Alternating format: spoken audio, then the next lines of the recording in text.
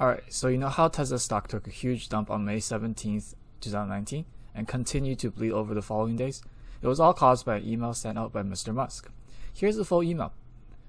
I will argue that the main points of this email are the following. Small improvements across the board can have a giant cumulative impact, which makes sense. There are still tons of things to spend money on to continue improving their products. Makes sense. That's why they're the market leader, and there's still no EV on the market that can beat a Tesla from 2012 yet. They lost $700 million in Q1. Fact. The investors are still supportive and gave them $2.4 billion in net proceeds. Fact. At the speed of Q1 cash burn, they only have 10 more months to achieve break even for that $2.4 billion that the investors gave them. Fact. I mean, everyone can see that, right? It doesn't take Elon Musk to spell the math out for you. But somehow, when Elon uses this as a motivation for employees to start cutting costs to be responsible for the investors that place faith in them, it becomes a huge problem all of a sudden. It's to respect the faith investors have shown towards Tesla. Again, this is the part I don't get. The math is all there. You don't need a rocket scientist to spell the math out for you. What's 2.4 billion divided by Q1 loss? But somehow, when Elon makes an effort to address the cost problem to respect the investors, the stock market now have a problem. Alright. CFO will sign every page. Mr. Musk will sign every 10th page. Makes sense. He can do it when he's traveling or sitting on the toilet. It's just to let the employees know that the boss man's watching. But apparently what Wall Street took away from this is that Elon is going to start focusing on saving pennies now rather than on the vehicles. And yet the rest of the letter is just in pretty friendly tone. Pretty decent email if you ask me. For someone that's respecting the investors enough to personally keep an eye on costs, who's busy managing both SpaceX, the first company to make rockets reusable, and Tesla, the company leading the global transition to EV. Now let's take a look at how the news are reporting it. Let's not forget, Tesla had another 2.2 billion or so in their account by the end of Q1 prior to the raise, making it more than 4 billion in cash in total. Based on how the market and the news media are reporting it, I can't say I'm surprised. They're trying to spin the narrative again, focusing on how it's a bad sign that the company is trying to control expenses. And apparently they also think that a company shouldn't be looking to control their expenses. And when they try to control their expenses, that's a sign of the company going downhill. And they didn't mention a thing about how Elon Musk said the intention is to be responsible for the investors that put their money in Tesla. Essentially, trying to make the most out of every buck they receive. Alright, so Extreme Tech. Wait, who are these phonies again trying to be relevant? Now apparently Tesla's going to be broke in 10 months without these cost reductions. Did they not realize there are even more cash in the pocket? There are 4 billion in their pocket right now. And they also mentioned the cash reserve at Tesla prior to the race as well in their article. So yeah, like either they're extremely retarded or they're mismatching facts on purpose.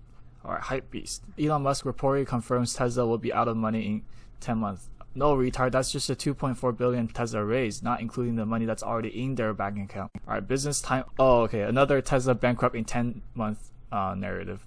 The Verge. Wait, okay. I'm just beginning to think that these guys don't even know how to do the math, or they're just trying to play dumb. Especially The Verge. It laid out the numbers side by side, and they still said in their title, Tesla be out of money in 10 months. Let's just do some quick math for those so-called experts here. 2.4 billion of net proceeds divided by 702 million. That is 3.419 quarters, which is actually 10.26 months. But with the 2.2 billion in cash they already have in their pocket, let's do another equation to see when they will actually be out of money at the Q1 burn rate. 2.2 billion plus 2.4 billion. The sum of that divide by 702 million. It's not that hard, guys. The answer is 6.553 quarters, which equals to approximately 19.66 months. Well, we did it. It turns out even Elon Musk not walking through all the steps were not enough. Some so-called experts actually need Elon to do all the math to get to when Tesla might actually run out of money. So kids, when will Tesla be out of cash at the Q1 burn rate? 19.66 months, not the 10. Okay, to end off today's video, let's just take a look at the two analysts trying to get a teeny tiny bit of relevancy from this event. Daniel Ives from Wedbush and Adam Jonas from Morgan Stanley. Although Daniel's a Tesla bull, I have no respect for the guy because I think he's just a bandwagon jumper. He's always fucking adjusting his price target after an event happens. People will listen to your advice if you can predict and adjust the price target before something happens, not after, dude. I mean, whatever position you hold as an analyst, from an investor to investor, I think you only deserve the respect if you can beat the market. Doesn't matter if you're shorting Tesla or going long, as long as listening to you can help people beat the market. you're a good advisor. If you can't even beat the S&P 500, why would people listen to you? Why would they go through all that stress, read all those news and earning reports, and listen in conference calls just to make less money than investing in S&P 500? Daniel Ives on TipRanks. No thanks, S&P started at around 2510 and now it's at 2860. Just in case we have some so-called experts from The Verge, Extreme Stupidity, or Business Times here, I will do the math for you. 2860 divided by 2510, that's 1.1394. That means you will be up by 13.94% right now for your investment if you just put your money in S&P 500 and sip on some tea. Next up, Adam Jonas, the guy that says Tesla could be worth $10 per share in the bear case scenario. Let's see how he's performing on TipRanks. Whoa dude, a whopping 8%. So apparently this Adam guy is saying that the stock could reach $10 in the bear case, while affirming his price target at $230 at the moment. Not to mention how many media immediately jumped on this $10 target, like dogs in heat, putting out misleading headlines. The reason Adam put forth to explain his target price was even more laughable. So the translation is that although we think EV is the future and the current market share is just about 2% in US, we believe that the market is already saturated. Okay. And also, Tesla has grown too big. There are two events now, so that it's not fair to the other players in the industry that are just entering the EV race. Get your head out of your ass.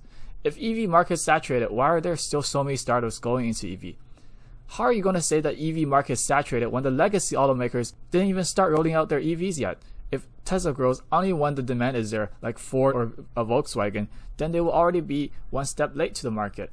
No wonder you're only an analyst that's doing worse than S&P 500 while Elon's out there changing the world. Can someone tell me why these two guys are still hired? Their average return is lower than S&P 500, and that's saying something. Anyways, if you like our videos, make sure you like and subscribe. Thanks for tuning in and see you next time.